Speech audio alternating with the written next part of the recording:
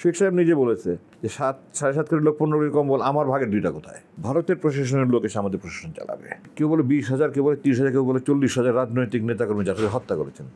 এটা কি ফ্যাসিবাদী না? ওনার তো রক্ষী বাহিনী ভারতের প্রেসক্রিপশনে তৈরি করেছেন উনি। অক্টোবরে ওটাকে লগি বৈঠক নিয়ে তো আমি জানি না কেন পলাতক প্রধানমন্ত্রীর নামে মামলা হয় না, আমি জানি না হয়েছে কিনা। উনি হুকুম করেছেন আপনারা সবাই লগি বৈঠক নিয়ে আসবেন। উনি তো হুকুমের আসামি হওয়া উচিত। এটার 2006 অক্টোবরে আমি বাংলাদেশে ছিলাম।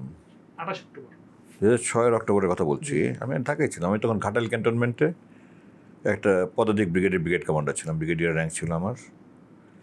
তো আপনি যেটা বলেন, অনেকে বলে ওখান থেকে আওয়ামী লীগের ফ্যাসিবাদ শুরু, এটা ভুল কথা। আওয়ামী লীগ তো আজন্ম ফ্যাসিবাদ। আওয়ামী লীগ কোনো রাজনৈতিক দলই না, এটা সন্ত্রাসী দল। আওয়ামী লীগের প্রতিষ্ঠাতা কে ছিলেন?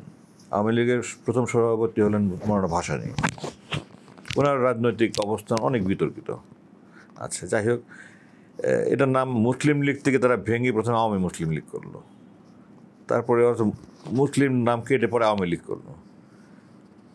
আব্দুর রশিদ তর্কবাগীর সভাপতি ছিলেন, শেখ সাহেব সাধারণ সম্পাদক পরে হয়েছেন, প্রথমে যুগ্ম জয়েন্ট সেক্রেটারি, তারপর সেক্রেটারি। শেখ সাহেব ওনাকে স্টোরি দিয়ে নিজে সভাপতি হলেন। আপনি শেখ সাহেবের অসমাপ্ত আত্মজীবনী বইটা পড়ে দেখেন, ওখানে দেখবেন উনি ছাত্র অবস্থায় মারামারি করে, মাস্তানি করে উনি জেল কেটেছেন, হাজত কেটেছেন। উনি 22 বছর বয়সে 3rd ডিভিশনে SSC পাস করেছেন। ক্যালকাটাতে পড়াকালীন উনি অনেক মারামারি করেছেন এবং ওখানেও উনি 3rd ডিভিশনে পাস করেছেন। এসে ঢাকা বিশ্ববিদ্যালয়ে লতে ভর্তি হয়েছেন 1948 সালে। এইখানে উনি অসদাচরণের জন্য ওনাকে আজীবনের জন্য বহিষ্কার করা হয়েছিল 1948 সালে। পরবর্তীতে আওয়ামী লীগ এটা আদেশ বাতিল করেছে। তো ওনার ইতিহাস তো এটা। উনি 1958 সালে তৎকালীন ডেপুটি স্পিকার, ভারপ্রাপ্ত স্পিকার শাহেদ আলী চৌধুরীকে 1900 আরও অনেকে চেয়ার দিয়ে পিটিয়ে সংসদে পিটিয়ে আহত করার 2 দিন পরে মারা যায় শাহেদ আলী সাহেব।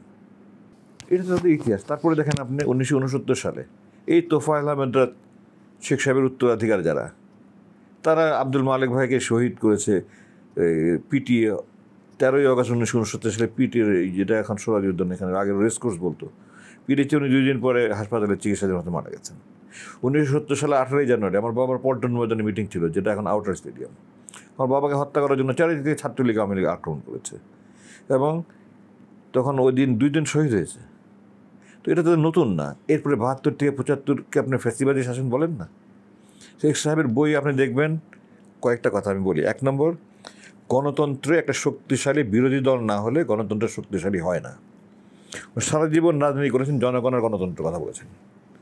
ক্ষমতায় যাওয়ার পরে ওনার স্বৈরাচার আচরণের কারণে শেখ সাহেবের হাতে করা আব্দুর রব আর মুক্তিযুদ্ধের অন্যতম সেক্টর কমান্ডার মেজর জলিল, তারা মিলে জাসদ করলেন ওনারা, বিরোধী দল। এবং তখন তো পাকিস্তানের মধ্যে রাজনৈতিক দল সব নিষিদ্ধ, আর কোনো উল্লেখযোগ্য দলই ছিল না। এটাই সবচেয়ে শক্তিশালী বিরোধী দল ছিল। ছাত্রলীগ ভাগ হয়ে গেল, এখনও বোধহয় আছে। একটা ছাত্রলীগ মানে আওয়ামী লীগ পন্থী, আর একটা ছাত্রলীগ জাসদ ছাত্রলীগ। তো তখন উনি কেউ বলে 20,000, কেউ বলে 30,000, কেউ বলে 40,000 রাজনৈতিক নেতাকর্মী যারা হত্যা করেছেন। এটা কি ফ্যাসিবাদী না? ওনার তো রক্ষী বাহিনী ভারতের প্রেসক্রিপশনে তৈরি করেছেন উনি। 1971 সালে যে চুক্তি হয়েছে অক্টোবর মাসে ভারতের সাথে, আমাদের অস্থায়ী সরকার যেটা ছিল, সৈয়দ নজরুল ইসলাম সাহেব অস্থায়ী রাষ্ট্রপতি ছিলেন, উনি সাইন করে অজ্ঞান হয়ে গেছেন। আমার কথা না এটা, আওয়ামী লীগ নেতার অ্যাডভোকেট নুরুল কাদেরের লেখা 266 দিনের স্বাধীনতা বই আছে, আপনি দেখেন 325-26 পৃষ্ঠা পাবেন। এটা যে উনি এই চুক্তি স্বাক্ষর করে অজ্ঞান হয়েছেন। চুক্তিতে 1 নম্বর ছিল এই দেশের সেনাবাহিনী থাকবে না, ভারতের সেনাবাহিনী এই দেশে থাকবে। গোপন চুক্তি যেটা বলা হয়, গোপন চুক্তি, এটা তো তারা গোপন করে, কিন্তু এটা গোপন থাকেনি তো, এটা তারা প্রকাশ করেনি কোনো দিন। এটা কি আপনার পৃথিবীর কোন স্বাধীন দেশ আছে যে সেই দেশের সেনাবাহিনী থাকবে না, আরেকটা দেশের সেনাবাহিনী থাকবে? আরেকটা চুক্তি ছিল যে এই দেশের প্রশাসনে যারা প্রত্যক্ষভাবে মুক্তিযুদ্ধে অংশগ্রহণ করেছে তারা ছাড়া বাকি সবাইকে অপসারণ করতে হবে, ভারতের প্রশাসনের লোক এসে আমাদের প্রশাসন চালাবে। এবং এই দেশে মুক্তিযুদ্ধে আপনার যারা সিভিল অ্যাডমিনিস্ট্রেশন আছেন তাদের যে এখন 1% শতকরা মুক্তিযুদ্ধে যায়নি। ওখানে গেছে তারা আওয়ামী লীগ, ছাত্রলীগ গেছে, সাধারণ ছাত্র জনতা গেছে। প্রথমে বিদ্রোহ করেছে সেনাবাহিনী আর ইস্ট বেঙ্গল প্রেসিডেন্ট জিয়ার নেতৃত্বে, তারপরে প্রথম, দ্বিতীয়, তৃতীয়, চতুর্থ আরও 4টে ইস্ট বেঙ্গল রেজিমেন্ট ছিল বিদ্রোহ করেছে, তারপরে পুলিশ, বিডি আর আনসার তাদেরকে জয়েন করেছে, তারপরে ছাত্র জনতা জয়েন করেছে। তো এখানে প্রশাসনের লোক শতকরা একজনও যায়নি। তার মানে প্রশাসন তাদের তুলে যাবে। আর একটা চুক্তি ছিল যে আমাদের পররাষ্ট্র মন্ত্রণালয় এবং প্রতিরক্ষা মন্ত্রণালয় তাদের নিয়ন্ত্রণে থাকবে। এটা তো আমি গোলামি চুক্তি বলি। আমি তো বলি যারা চুক্তি করেছে তারা মীর জাফরের বংশধর, তারা দেশ বিক্রি চুক্তি করেছে। এরপরে 72 থেকে 75 যখনই জাসদ হলো, জাসদ নেতাকর্মীদেরকে হত্যা করলো। বিরোধী শক্তিশালী বিরোধী দল না থাকে গণতন্ত্র শক্তিশালী হয় না, আর ওই শক্তিশালী বিরোধী দলকে উনি হত্যা করা শুরু করলেন নির্বিচারে। এই রক্ষী বাহিনী তৈরি করলেন ভারতের প্রেসক্রিপশনে। রক্ষী বাহিনী দিয়ে যতটা আমি রক্ষী বাহিনীতে মার খেয়েছি। আমি 1974 সালে এসএসসি পরীক্ষা দিয়ে আমার মামা গাইবান্ধা ওখানে মহিলা কলেজের প্রিন্সিপাল ছিলেন। আমার মামার বাসায় বেড়াতে গেছি গাইবান্ধা, ওখানে রক্ষী বাহিনী রাস্তা দিয়ে উঠে নিয়ে গিয়ে আমাকে মারধর করেছে রক্ষী বাহিনী। হ্যাঁ, তারা তখন সারা দেশে তারা একটা আতঙ্কের মধ্যে ছিল যে তখন ওই সিরাজ শিকদার এবং বামপন্থীরা তারা খুব মানে অকর্মকাণ্ড চালাচ্ছিল। তো তারা কোথাও নতুন চেহারা দেখলেই তারা মনে করে বোধহয় অন্য জেলা থেকে আসছে এখানে সন্ত্রাসী কর্মকাণ্ড করতে। আমাকে তারা সন্দেহ করে নিয়ে ধরে আটকে রাখলো, বেশ কয়েক ঘন্টা আটকে রাখলো, কিছু মারধরে করেছে। তো তারা একটা তখন যারা ছিল যুবক তাদেরকে জিজ্ঞাসা করে দেখবেন, তারা একটা তাসের রাজত্বকে সৃষ্টি করে দিয়েছিল। কিসের 1974 সালে দেশে দুর্ভিক্ষ হলো আওয়ামী লীগ ছাত্রলীগের লুটপাটের জন্য। 7.5 কোটি লোক 15 কোটি কম্বল আসলো, জনগণ অধিকাংশ কম্বল পায়নি। ওই রেড ক্রস যেটা ছিল তখন রেড ক্রিসেন্ট, এখন ওটা চেয়ারম্যান ছিল গাজী গোলাম মোস্তফা, এমপি ছিল আওয়ামী লীগের, উনি রেড ক্রসের চেয়ারম্যান ছিল। 15ই আগস্ট শেখ সাহেবের কিলিংয়ের পর উনি পুরো ভারতে ভেঙে গেছে এবং ওখানে রোড অ্যাক্সিডেন্ট করে ফুল ফ্যামিলি মারা গেছে। তাকে কম্বল চোর বলতো মানুষ। শেখ সাহেব নিজে বলেছে যে 7.5 কোটি লোক 15 কোটি কম্বল, আমার ভাগের 2টা কোথায়? যদি 7.5 কোটি লোকের 15 কোটি কম্বল হয়, সবাই 2টা করে পাওয়ার কথা। আমার পরিবার আত্মীয় স্বজন কামড়াতে কেউ পায়নি, আমার জানা মতো যারা পরিচিত আছে কেউ পায়নি। ওই সব তারা চুরি করেছে এবং বিক্রি করেছে। তো এরা তো ফেস্টিভাল তাদের জন্মই এইভাবে, তারা এই মারপিট করা, মাস্তানি করা, গুন্ডামি পান্ডামি সন্ত্রাসীর কর্মকাণ্ড তাদের আজীবনই ছিল। এরপরে এই 74-এ যখন এখন যেখানে সুগন্ধা ভবনটা আছে না, আপনি হেয়ার রোডে যে সুগন্ধা ভবন, এইখানে একটা মিন্টু রোডে যে লাল বিল্ডিংগুলো আছে, ওখানে লাল বিল্ডিং ছিল, এটা খাদ্যমন্ত্রী আব্দুল মোমেনের বাসা ছিল।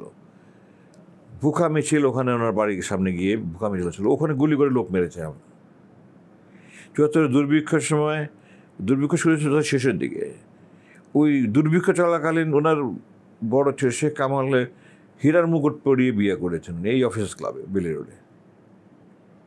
তো তারা তো এই তাদের চরিত্র এটা। তারপরে দেখেন আপনি 75 সালের জানুয়ারি মাসে সমস্ত রাজনৈতিক দল নিষিদ্ধ করে, এমনকি আওয়ামী লীগও নিষিদ্ধ করে দিয়েছেন। কিন্তু আওয়ামী লীগও তখন ছিল না, আওয়ামী লীগ নামে কোনো দল ছিল না, সব নিষিদ্ধ করেন। বাংলাদেশ কৃষক শ্রমিক আওয়ামী লীগ বাকশাল করলেন এবং একদলীয় শাসন ব্যবস্থা চালু করলেন। তাদের গণতন্ত্র মুখে বলে, তাদের গণতন্ত্র এবং জনগণ এগুলি হলো ক্ষমতা যাওয়ার একটা বুলি। ক্ষমতা গিয়েই তো দেখা গেছে তারা জনগণের সাথে কী করেছে আর গণতন্ত্রের সাথে কী করেছে। তো 28 অক্টোবর যখন আপনি বলেন, এটা তো তাদের আদি চরিত্রই, এটা সবসময় তারা এটা করেছে। 28 কবে এখন শুনতেছি, এখন কথা বলে মানুষ মব জাস্টিস, মব ভায়োলেন্স, এগুলো তো ওরাই আজীবন করে আসছে। 28 অক্টোবর ওইটাকে লগি বৈঠক নিয়ে, তো আমি জানি না কেন পলাতক প্রধানমন্ত্রীর নামে মামলা হয় না, আমি জানি না হয়েছে কি না।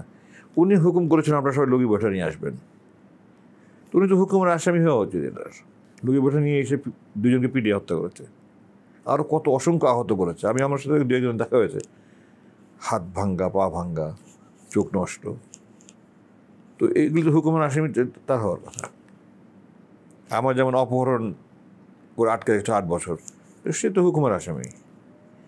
তো তাদের এই 28 অক্টোবর তাদের নতুন কিছু না, এটা তাদের আজীবনের রূপ। এবং আমার মনে আছে এখনও যে 70-18 জানুয়ারি আমার বাবার মিটিং যখন আক্রমণ করলো, তারপর দিন আমার বাবা বলেছিলেন যে মূলত ছাত্রলীগ করে, আওয়ামী লীগ তো করে না, ওদের মাস্টারের সময় ছাত্রলীগ করে। তো ছাত্রলীগ মানে তো আওয়ামী লীগের সন্তান। আমার বাবা বলেছেন যে শেখ সাহেব, যেই সন্তান যে পিতা তার সন্তানকে অন্যের গায়ে হাত ওঠানো শেখায়, সেই সন্তান একদিন পিতার গায়ে হাত উঠাতে কসুর করে না, দ্বিধা করে না।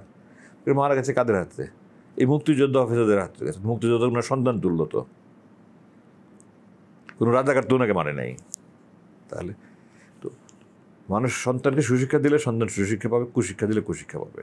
আচ্ছা, যেটা প্রশ্ন ছিল যে 28 অক্টোবর ওই দিনটাতে বা ওই সময় আপনারা কোথায় ছিলেন বা আমি বললাম পর্যবেক্ষণ কিভাবে করছেন? ঘাটাইলে আমি ব্রিগেড কমান্ডার ছিলাম তখন 309 পদাতিক ব্রিগেডের ব্রিগেড কমান্ডার ছিলাম আমি।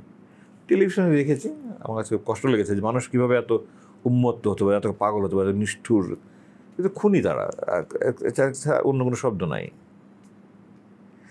মানে মানুষকে কীভাবে পিটিয়ে হত্যা করে, তার লাশের উপর নাচানাচি করে তারা, এটা কোনো মানুষের সুস্থ মস্তিষ্কের মানুষের পক্ষে সম্ভব? বিকৃত মস্তিষ্ক তারা।